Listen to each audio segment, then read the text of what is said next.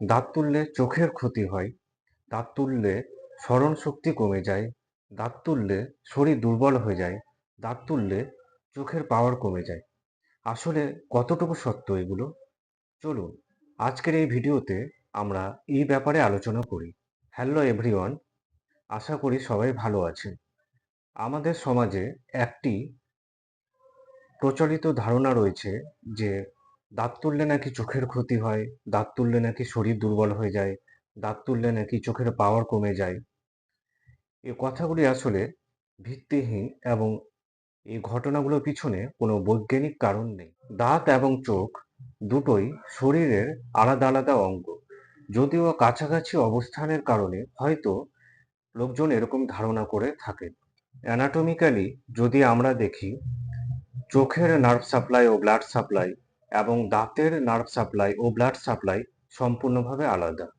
অর্থাৎ অ্যানাটমিক্যালি দাঁত এবং চোখের মধ্যে সরাসরি কোনো সম্পর্ক নেই।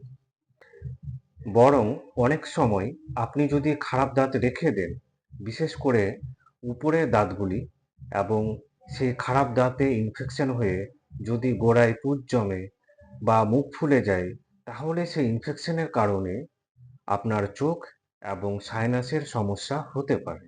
মজার ব্যাপার হলো, দাঁত তুললেই যদি চোখের ক্ষতি বা শরীরের অন্যান্য কোনো ক্ষতি হতো, তাহলে আমাদের ছোটবেলায় যে দুধ দাঁতগুলি থাকে, যা সংখ্যায় 20টি হয়, সেগুলি পড়ে যাওয়ার পর আমাদের কম বেশি সবারই চশমার প্রয়োজন হতো।